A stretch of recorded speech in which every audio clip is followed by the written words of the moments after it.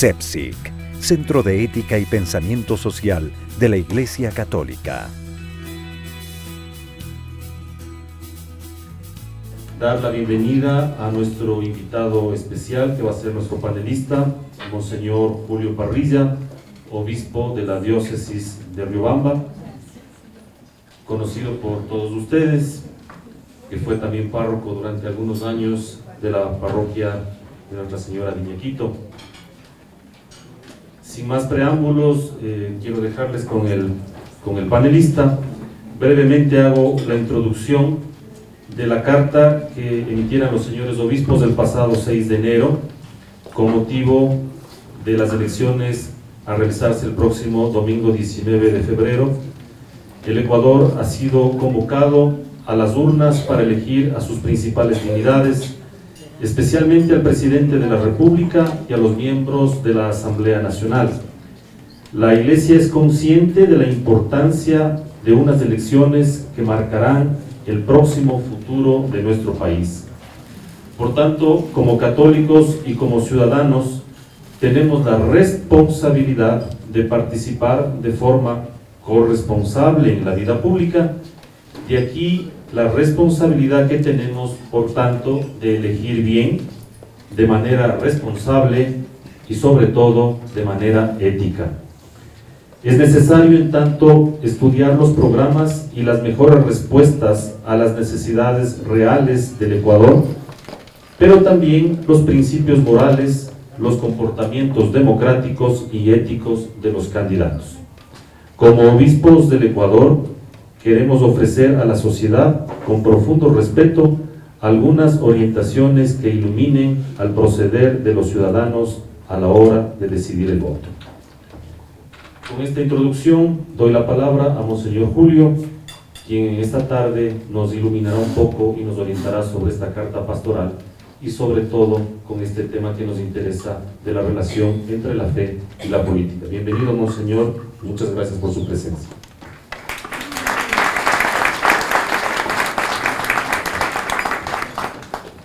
Buenas tardes, me perdonan la voz de garrafón que tengo, pero ya saben que vivo en Riobamba y entonces pues la gripe pues ha hecho mella también en mí.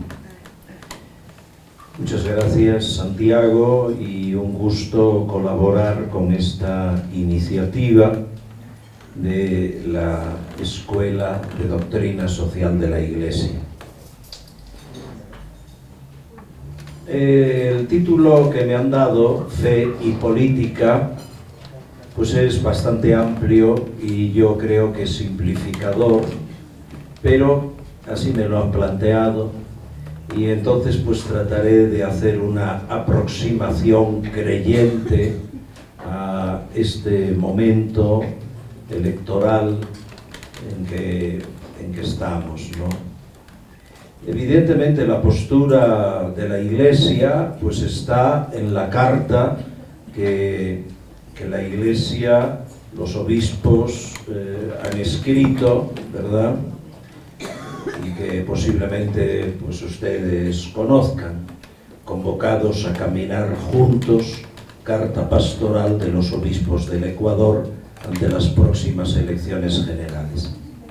Lo que yo diga hoy pues no es el pensamiento de la Iglesia ni de los obispos, sino que es lo que piensa este obispo y este señor que se llama Julio Parrilla. Lo primero que hay que decir a modo de introducción es que la relación fe-política pues está presente desde siempre, no digamos la relación religión-política. Si la fe ilumina la vida del hombre, pues no puede dejar de lado la política como forma de organización de la convivencia humana de las personas y de los pueblos. La fe ilumina todo. Más concretamente, los nexos entre religión y política, iglesia y política, pues son muy viejos en América Latina.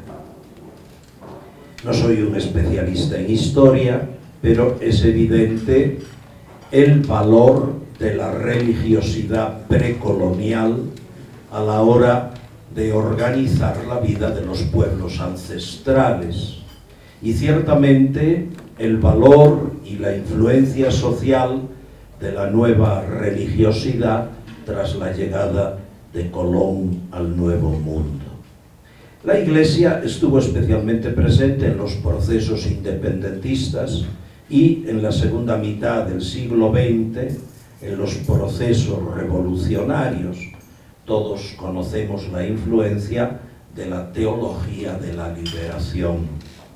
La misma presencia de la jerarquía en los procesos liberadores de los pueblos frente a la barbarie de las dictaduras fue muy significativa.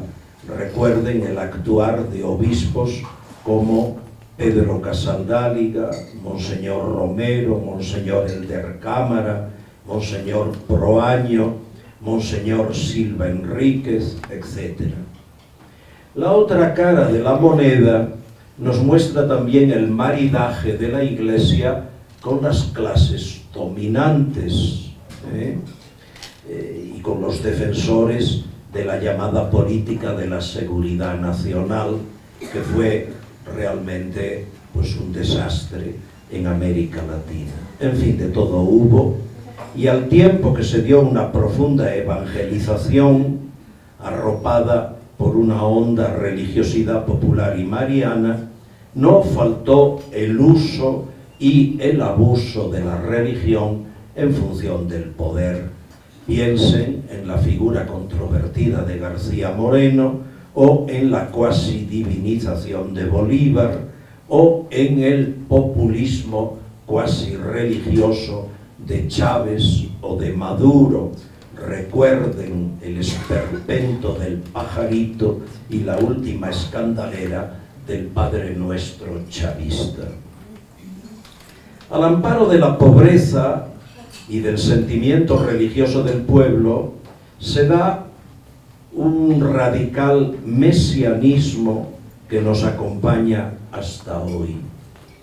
Y ello, a pesar del importante crecimiento macroeconómico y de los sucesivos desarrollismos habidos en toda América Latina en estos años. Además, la extensión de la pobreza ha ido variando a caballo del desarrollismo y de la crisis, es decir, de los distintos ciclos que ha sufrido la economía. El tema del mesianismo nos lleva al no menos agudo del populismo. América Latina ha sido siempre el paraíso de los populismos, desde Argentina hasta México, pasando por el Ecuador, salvados parcialmente Uruguay y Chile. El populismo ha sido pues una de nuestras características endémicas. Es algo que afecta a partidos, movimientos, liderazgos y lenguajes, y que afecta por igual a la derecha y a la izquierda. Es más, muchos populistas que comenzaron su travesía en la izquierda terminaron en la derecha. Se trata de una palabra tan genérica, populismo, que produce cierta irritación, pero lo cierto es que hoy el populismo, también en el Ecuador, sigue gozando de buena salud. Hay un momento, a caballo de los siglos XIX y XX, en que se rompe el orden antiguo, el orden corporativo de origen colonial, jerárquico y paternalista. Surge con fuerza la cuestión social, el conflicto entre tierra, capital y trabajo. En Chimborazo sabemos bastante de eso. Surge la cuestión política, el paso de la política de pocos, de las élites, a la política de las masas.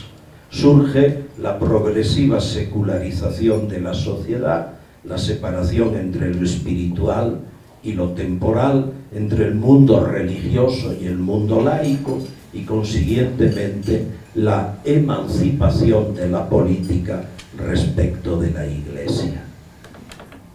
El populismo surge como una respuesta a estas convulsiones. Aquí encuentra su humus en la necesidad de extender la ciudadanía política, social y moral hasta hacer del pueblo el titular de la soberanía, el soberano.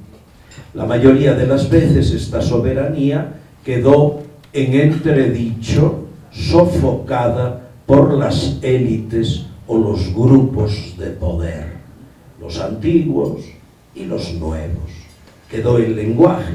Si ustedes analizan el lenguaje de los líderes de turno en nuestra área bolivariana y en Latinoamérica, se darán cuenta de ello.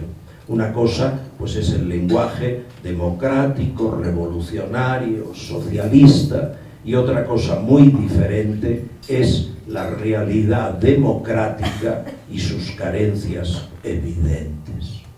Participación ciudadana, independencia de poderes, protagonismo de los movimientos sociales, libertad de expresión, corrupción, fiscalización, contradicciones de los propios revolucionarios, que muchas veces en toda Latinoamérica se vuelven revolucionarios en el discurso, pero viven como capitalistas.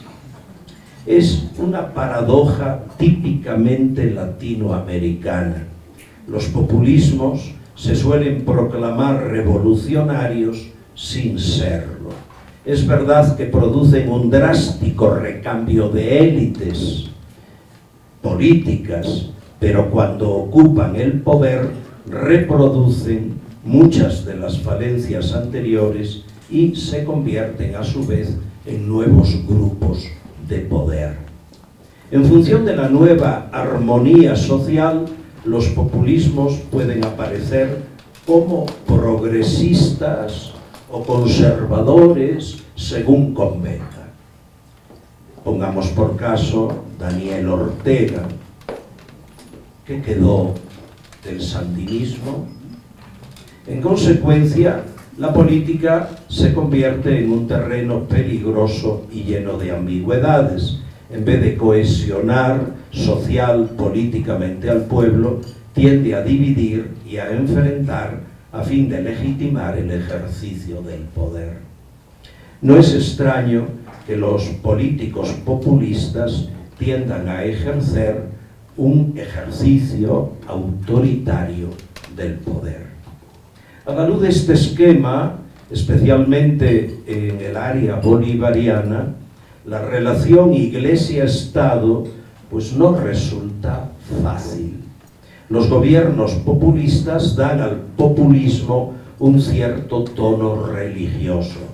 Por eso no pueden aceptar que la Iglesia les robe el mesianismo o que haya una instancia moral superior, entre comillas, que los juzgue. Pero, dada la extensión de la religiosidad popular en América Latina y el propio avance de las iglesias evangélicas, bastante más fundamentalistas que la católica, resulta muy difícil ignorar la realidad religiosa, políticamente hablando. Al fin y al cabo, la Iglesia católica tejió en América Latina los hilos de una inmensa trama. Me refiero a la fe, a la educación, al arte, a la justicia social, a la denuncia de las desigualdades, a los propios procesos de liberación que muchas veces encontraron en la propia Iglesia su espacio más fuerte. Frente a los intereses del poder de turno, la Iglesia está llamada a desarrollar algunos planteamientos, actitudes y opciones que de forma crítica iluminen, especialmente desde el punto de vista ético, el comportamiento político. Creo que ese es el sentido de la carta que los obispos han escrito. Entiendo que este es el sentido de esta carta. Así lo señalaba yo mismo en el artículo del Comercio del día 15 de enero.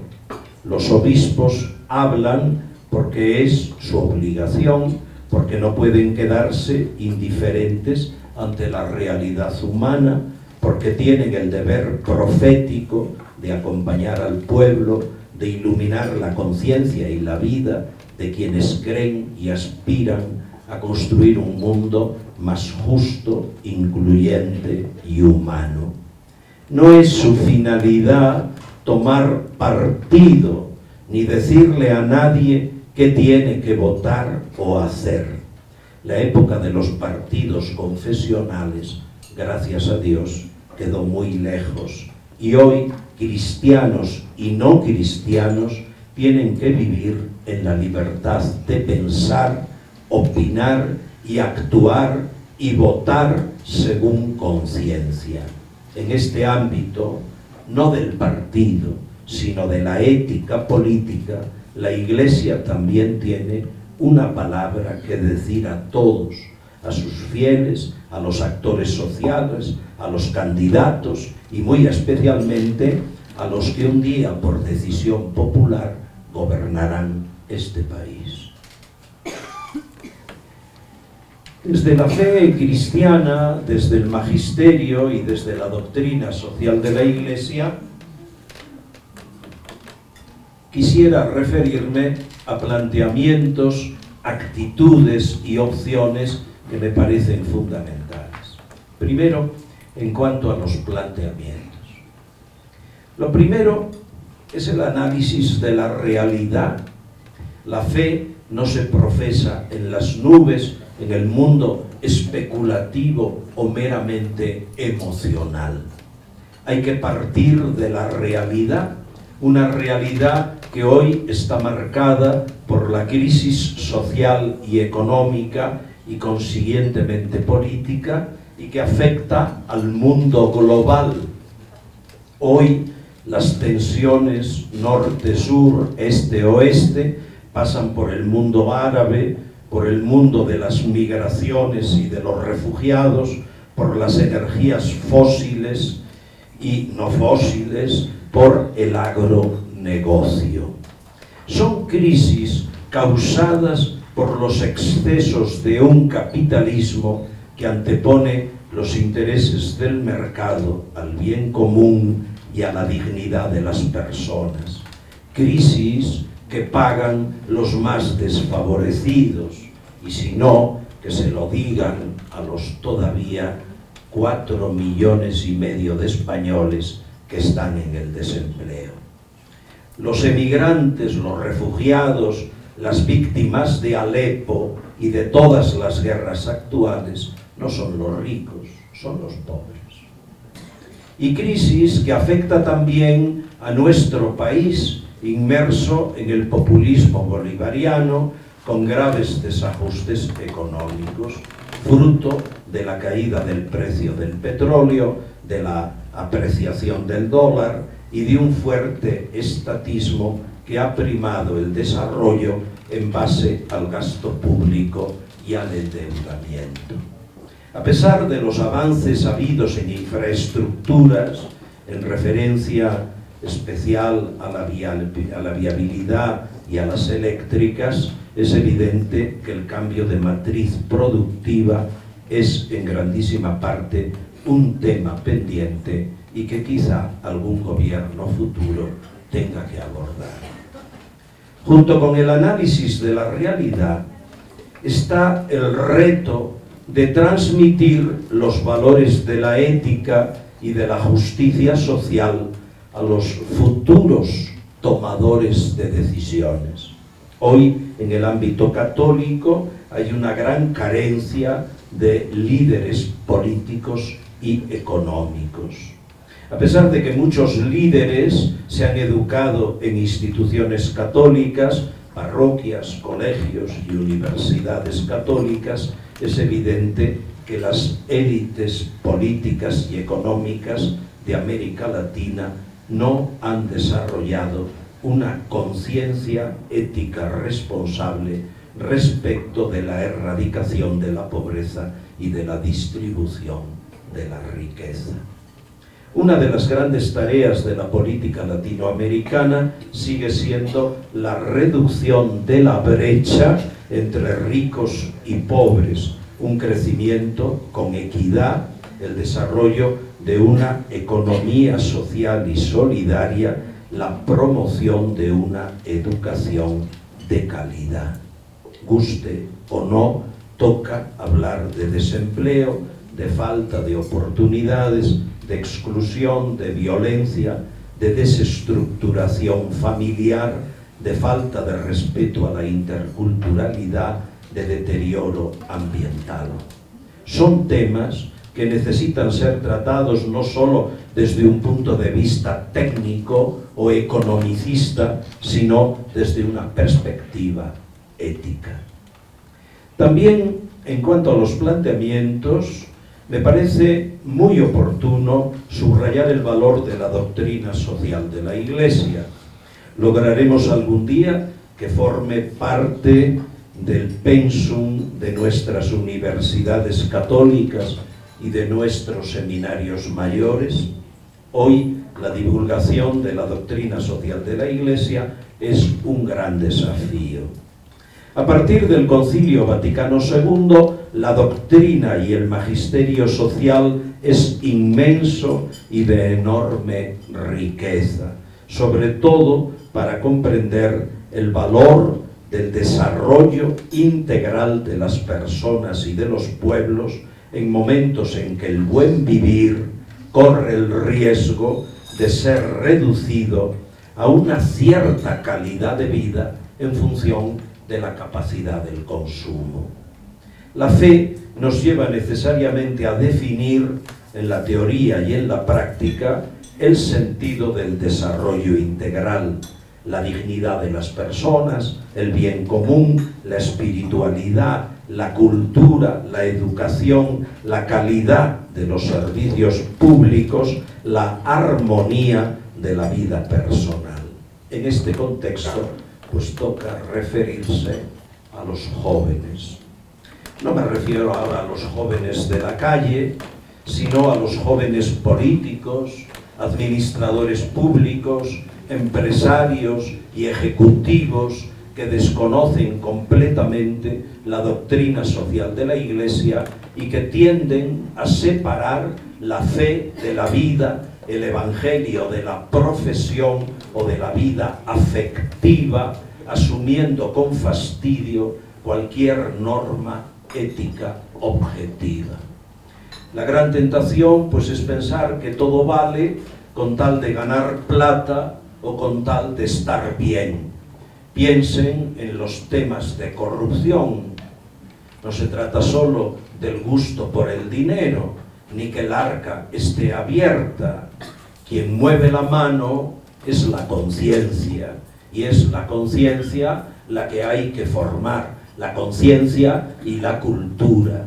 El problema de la corrupción no es solo el dinero que se roba, que ya es bastante problema, porque no se roba al Estado. ¿Qué es el Estado? Se roba a los pobres.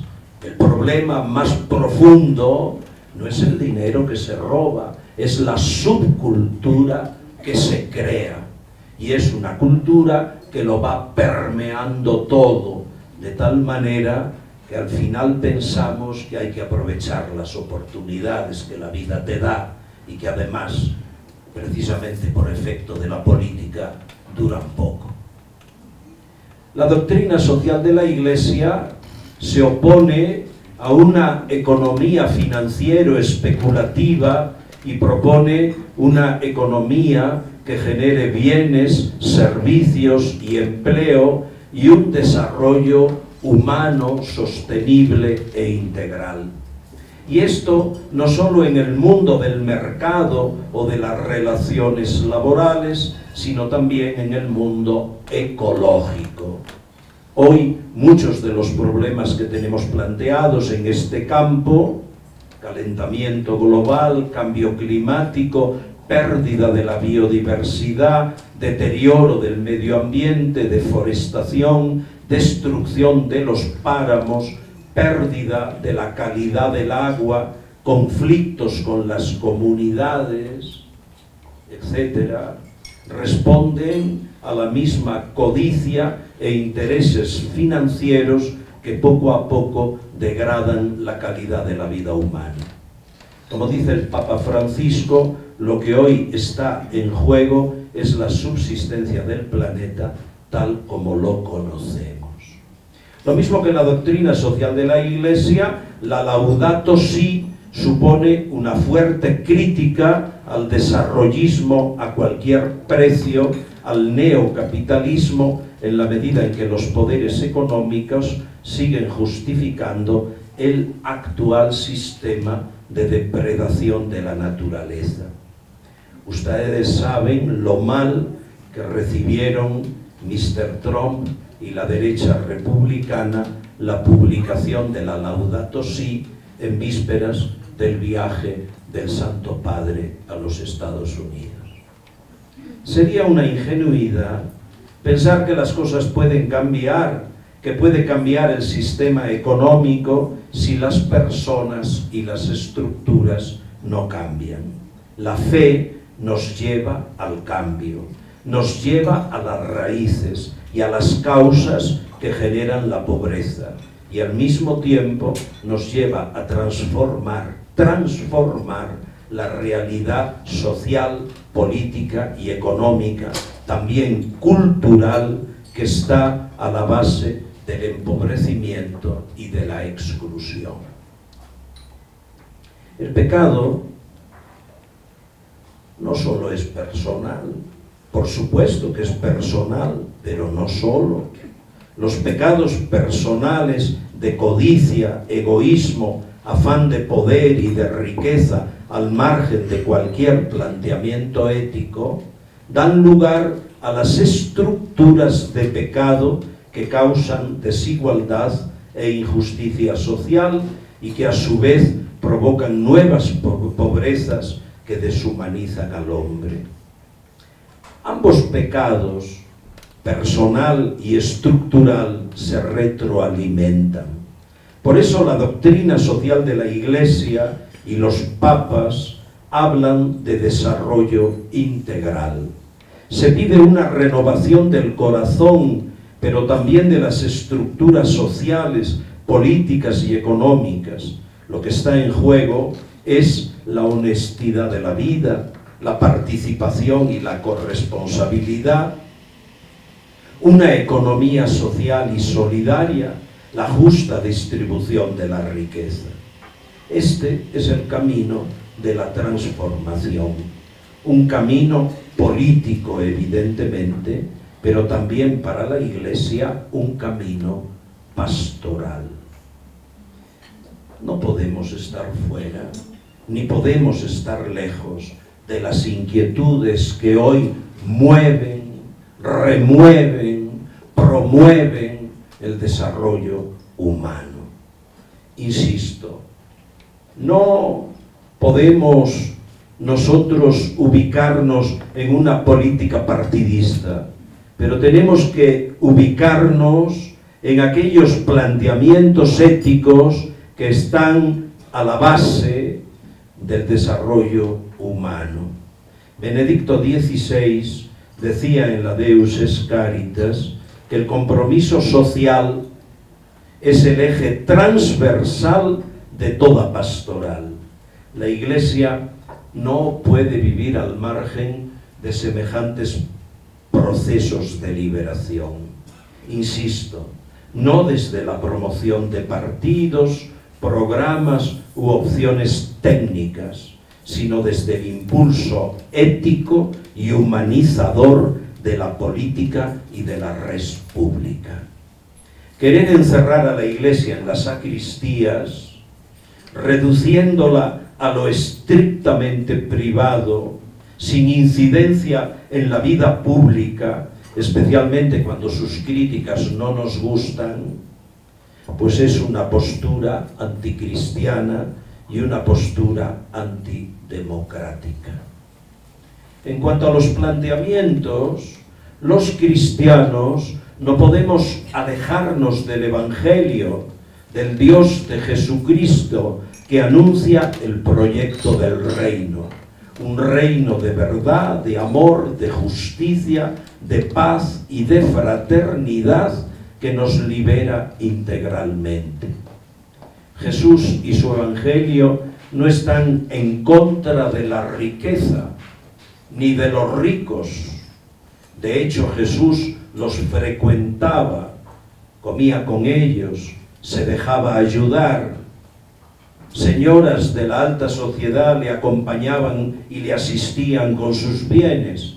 Agradece y a nadie excluye de la salvación.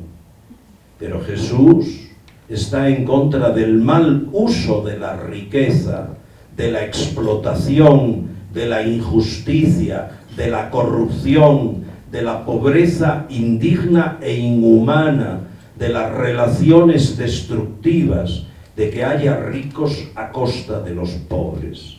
En este sentido, el Evangelio supone una crítica muy fuerte a cualquier sistema que prime la ganancia, el lucro sobre la persona.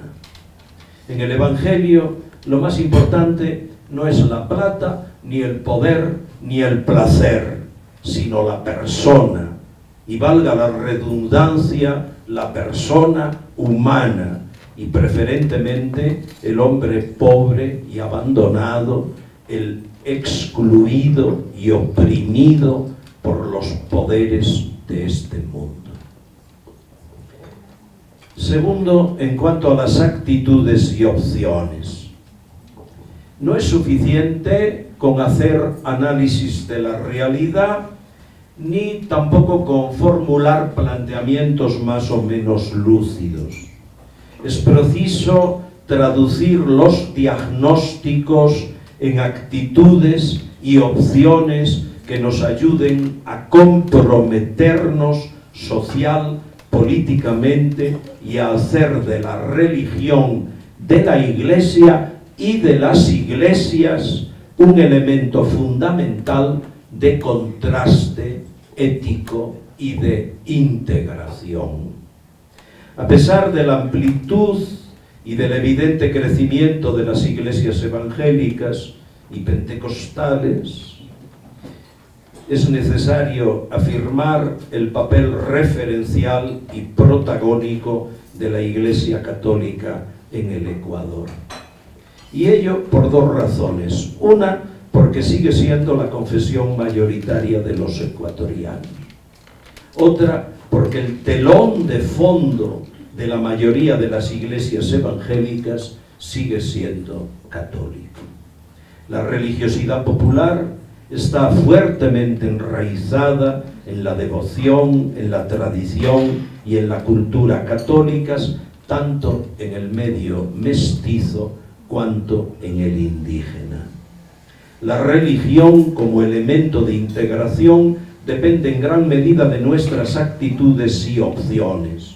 Hoy se nos piden actitudes de escucha, de acogida, acompañamiento, respeto, diálogo, que consientan a la sociedad ecuatoriana ubicarse de forma democrática ante el pluralismo social y cultural, ante la diferencia y por ende ante el pluralismo político. En un Estado laico no es la Iglesia, desde sus planteamientos religiosos, la que le dice al Estado lo que tiene que hacer y cómo lo tiene que hacer. Pero tampoco es el Estado el que tiene que decirle a la Iglesia cómo tiene que ubicarse, hasta dónde puede llegar su compromiso social. El Estado laico no es el que niega el hecho religioso, sino el que lo integra en la búsqueda de la dignidad de la persona y del bien común. Así lo afirma el derecho de libertad religiosa, que abarca también la dimensión pública de la fe.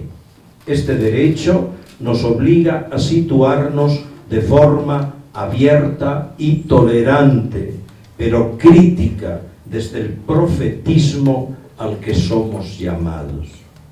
En este sentido hay una fuerte exigencia de denuncia que es preciso ejercer desde la palabra y desde la promoción de la corresponsabilidad de los creyentes en el ámbito de la política, del compromiso social y de la lucha por la justicia. Les cito algunas de estas opciones o desafíos que me parece necesario abordar a la hora de enfrentar la relación fe-política. Primero, una lectura liberadora de la fe. La fe no está para oprimir a nadie, sino para liberar los dinamismos y las energías humanas que consienten la felicidad en justicia y libertad. La fe tiene que hacernos más justos y más libres, también más tolerantes. No hay catedral, ni mezquita, ni sinagoga que pueda encerrar a Dios.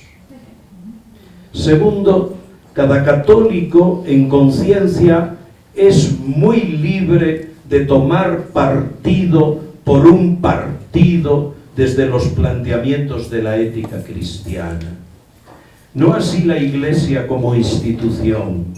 A la Iglesia como institución, a la jerarquía, lo que le toca es iluminar la conciencia ética de sus fieles y de todo hombre y mujer de buena voluntad que, sin ser cristiano, se identifique con los valores cristianos.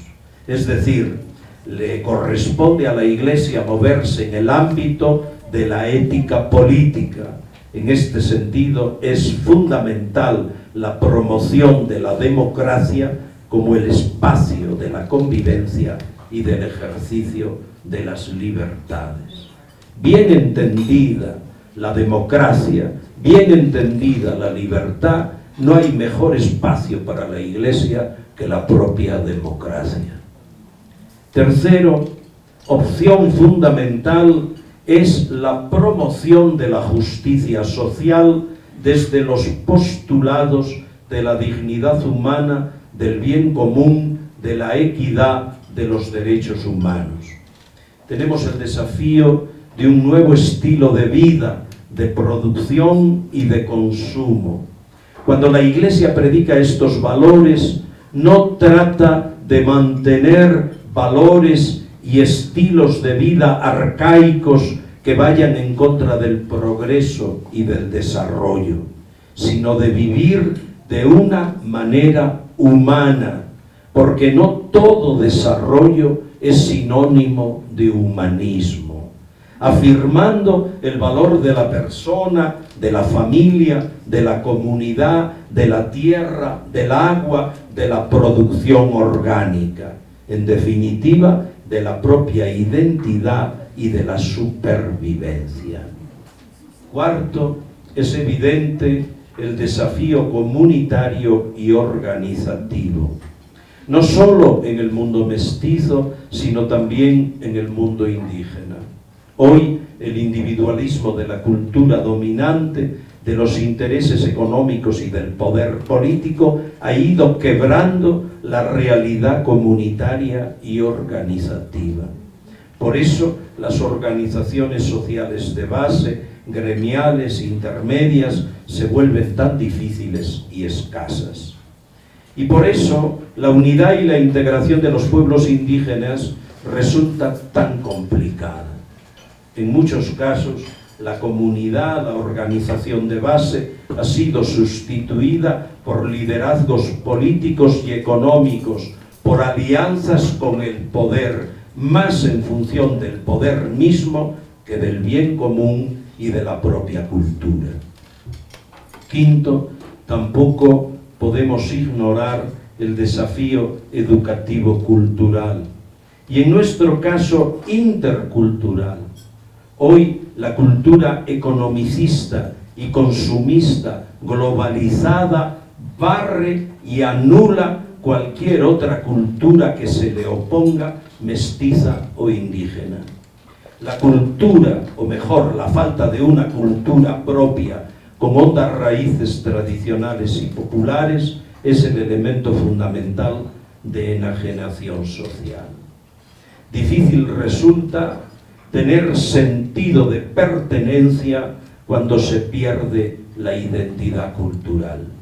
La tradición oral, escrita, simbólica, ha sido sustituida por la cultura globalizada que se imparte a través de las redes y de los medios de comunicación.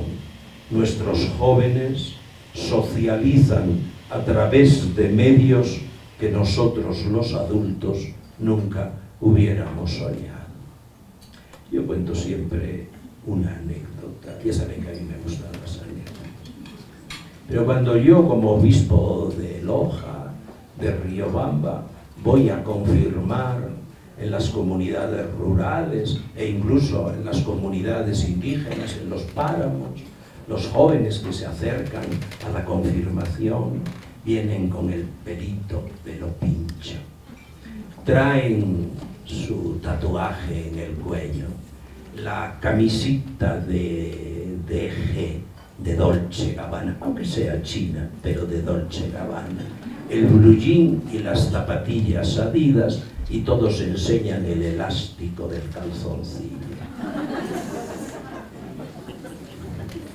Estaba yo en Friburgo, en el Freiburg alemán, y salía de la catedral con el obispo de Friburgo después de celebrar misa. Íbamos a desayunar y a la entrada de la catedral de Friburgo había un grupo de jóvenes alemanes, rubitos, blanquitos, esparraguitos, así como son ellos. ¿Cómo iban? Con el pelo pincho, con el tatuaje, con la camisita de Dolce Gabbana, con el elástico del calzoncillo del Massimo Dutti y con las zapatillas de Adidas. Y entonces le doy yo un codazo a mi secretario y le digo: mira, como en Chuchi.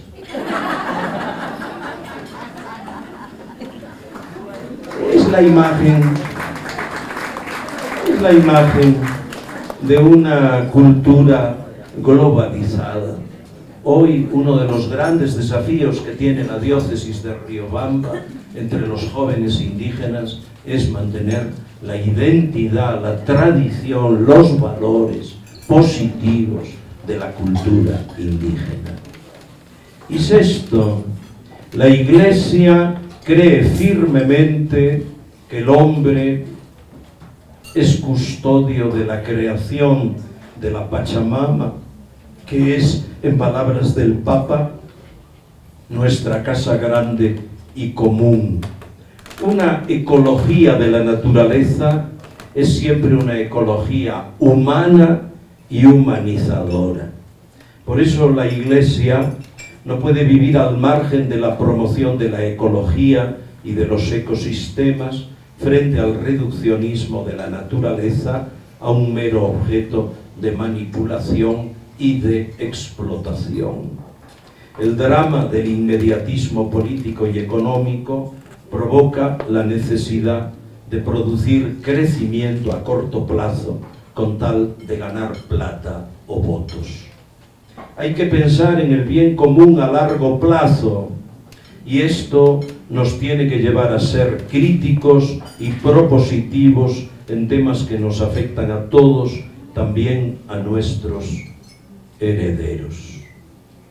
Los temas amazónico, de extracción petrolera, de megaminería a cielo abierto, de destrucción de bosques y páramos, de la calidad del agua disponible para los pobres, de los residuos industriales sólidos y líquidos contaminantes, son causa de una profunda inequidad y empobrecimiento de personas y pueblos. Rompen el equilibrio social e impiden la supervivencia de nuestros pueblos ancestrales, a los que se les hurta la consulta previa mandada en la Constitución.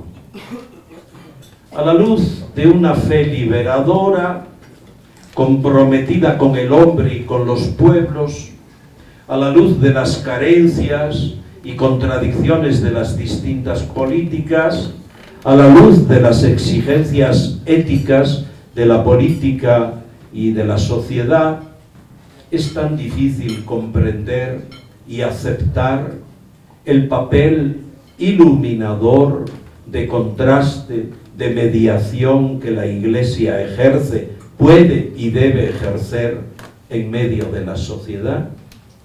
Cuando a la Iglesia se le niega esta posibilidad, habría que preguntarse qué es lo que realmente se está negando.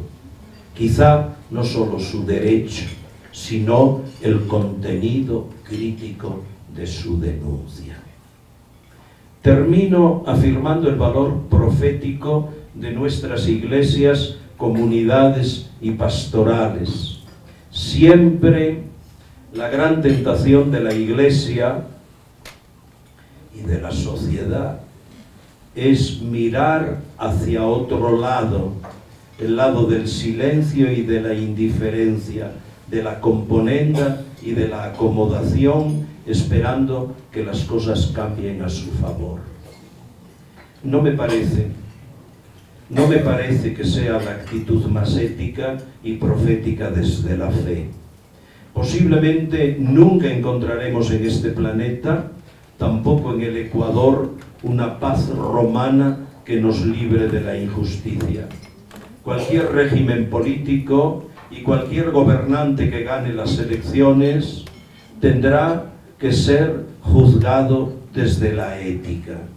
Quiere decir que todos los tiempos son difíciles para ejercer el profetismo, pero todos los tiempos son buenos para luchar por un mundo justo, equitativo e incluyente. Dios quiera que este sea también para los cristianos del Ecuador un tiempo de gracia y sobre todo de compromiso. Gracias.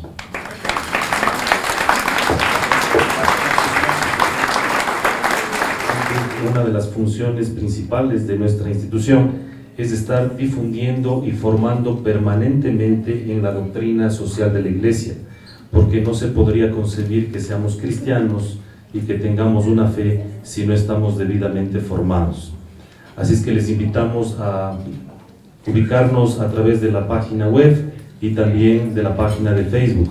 Hemos iniciado también un programa de entrevistas a los candidatos a la presidencia de la República, que también están orientadas en base a los principios de la ética y del pensamiento social de la Iglesia. Para terminar brevemente, quiero leer la conclusión de la carta que emitieron los obispos la semana anterior, hace unos días, donde creo que el resumen es un buen corolario de lo que se ha dicho esta noche, ¿no? No existen políticas ni políticos perfectos, pero es necesario elegir aquellos que más se acercan a ese ideal de sociedad que desde nuestros principios y valores tenemos y deseamos. Les invitamos a orar para que el Señor ilumine la conciencia de los votantes, pero también por aquellos que serán elegidos. Que quienes nos gobiernen nunca antepongan intereses personales, familiares o de grupo a los intereses del Ecuador y al bienestar de nuestro pueblo. Que las elecciones sean un auténtico evento cívico, respetuoso y pacífico. En su día nos tocará respetar la voluntad popular expresada en las urnas, pero después todos tendremos que seguir trabajando en favor de nuestro Ecuador. Ponemos en las manos de Dios y de la Santísima Virgen María el futuro de nuestra patria. Muchas gracias y muy buenas noches. Y una vez más, gracias por su presencia. CEPSIC, Centro de Ética y Pensamiento Social de la Iglesia Católica.